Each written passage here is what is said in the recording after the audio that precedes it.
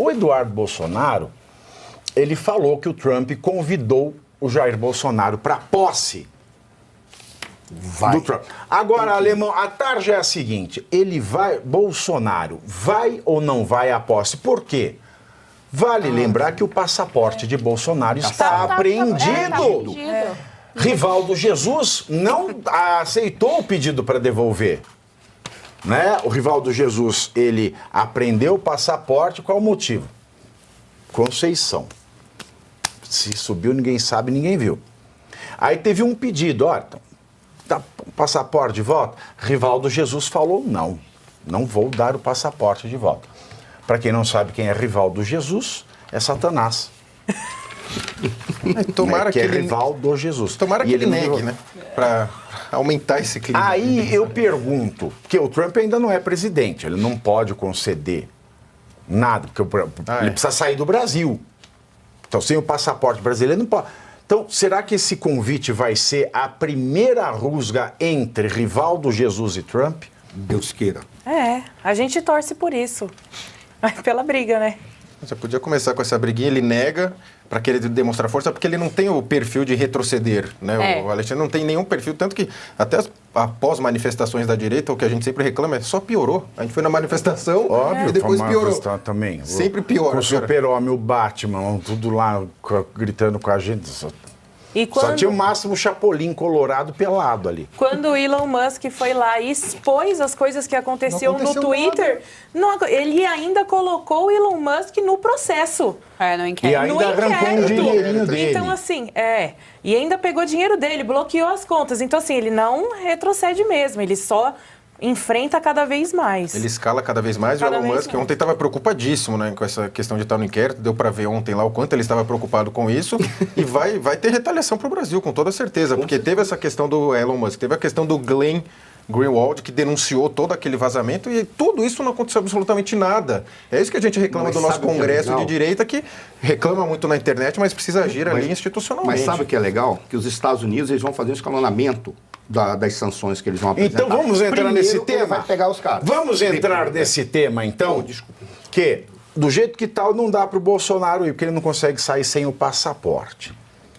E ele não vai fazer a loucura de sair clandestino. Vai pelo Paraguai. Ele não vai fazer igual a mulher do Alexandre de Moraes, pegar um voo sem se registrar. Que a mulher do Alexandre pode, você sabia? Ela pode pegar um voo da FAB, que qualquer brasileiro pode usar, mas tem que se registrar. A mulher dele pode pegar voo sem registro. Agora, o Bolsonaro já não pode. Como ele não é casado, não é esposa do Rivaldo Jesus, ele não pode. Ela pode. Vou deixar isso bem claro em ponto 1. Agora, segundo o jornal O Globo, integrantes da família Bolsonaro garantem que os ministros do Supremo Tribunal Federal, em especial Rivaldo Jesus, também conhecido como Alexandre de Moraes, terão os vistos de entrada nos Estados Unidos cassados com a vitória de Donald Trump. Mas, ainda de acordo com o jornal, os magistrados não veem chance disso acontecer. E de acordo com a Mônica Bergamo, da Folha de São Paulo, os ministros, inclusive, estão segurando o brioco da bunda. Ele vai cair agora. Segundo a Mônica Bergamo, os ministros, inclusive, fizeram piada sobre a possibilidade de serem impedidos de entrar nos Estados Unidos.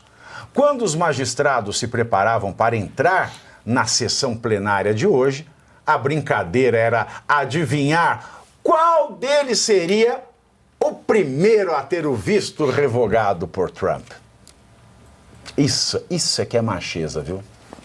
Eles têm esse perfil de fazer piadas constantes.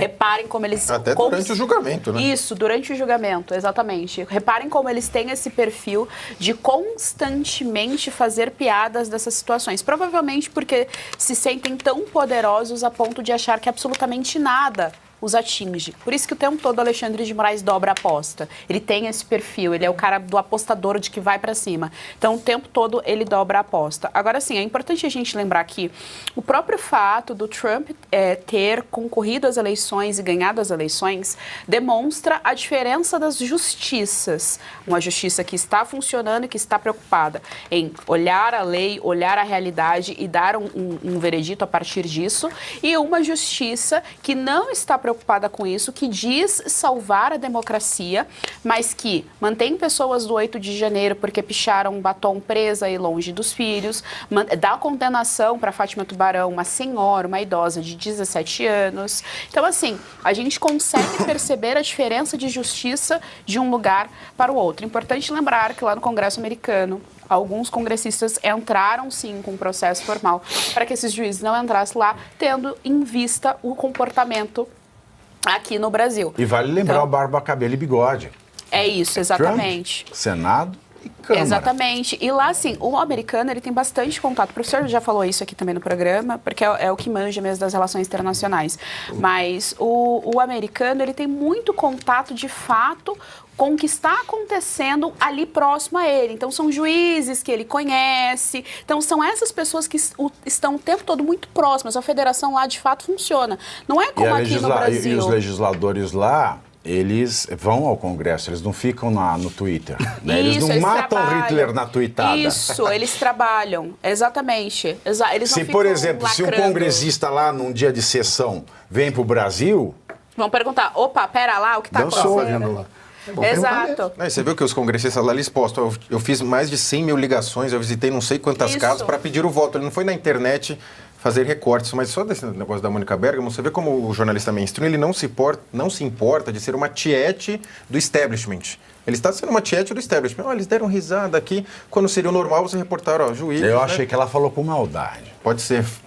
Eu achei que ela falou com uma ponta de maldade, João. Poderia ser no sentido de, o juiz afronta a liturgia do cargo, ficou aqui fazendo troça, fazendo pilhérias e facécias aqui. Se fosse um caso de oposição, se fosse o cenário contrário, talvez veriam com essas palavras. Mas você vê que faz tempo que eles não vão para os Estados Unidos, né? Já faz um tempinho, né? Sabe por quê? Porque eu vou te falar. Não, pera porque lá, eu vou te contar aqui. Não, foi na Eu Inglaterra. vou te contar uma Tá na coisa Europa, aqui, ó. tá indo Fica pra entre nós. Foi com um tom de maldade. Teve um veneno. Ah, é? Sabe por quê? Porque ela queria entrevistar o Felipe Martins. E o negaram. STF não deixou. Tem que a Mônica, ela tem Você lá imagina, a política dela, mas ela é jornalista mesmo, tá? Ela é jornalista, você tem que respeitar. Ela tem o lado dela, mas você tem que respeitar que a mulher, ela é o jornalista. tem que pedir autorização para o juiz supremo para dar uma entrevista. Mas esse STF super poderoso, ele foi pensado, planejado e articulado anteriormente. Quando a gente teve a criação do CNJ, foram várias legislações que vieram em tese para reformar o judiciário, mas que na prática deixaram ele muito mais poderoso, igual a questão dos caciques partidários. Sistema multipartidário, vamos fazer uma reforma eleitoral. Na prática deixou os partidos grandes mais fortes, ou seja, qualquer legislação que vier, a gente tem que ver com bastante calma, porque ela é vendida de uma forma para a população, mas na prática é outra. Hoje você tem CNJ, STF, TSE, tudo na mão de um pequeno grupo, um pequeno clubinho. Tudo está lá para os 11 do STF. Exatamente. Eles mandam no TSE, no STF e no CNJ. Eu não sou jurista, mas, pelo amor de Deus, quando você lê a página da qual é a função do CNJ, a função dele não é uma função exclusivamente administrativa, mas entender a organização administrativa e tomar os procedimentos que possam trazer equilíbrio para só o por sistema. coincidência ele manda nos outros dois tribunais superiores. Porque o presidente do CNJ é o presidente do STF. Porra, esses caras estão brincando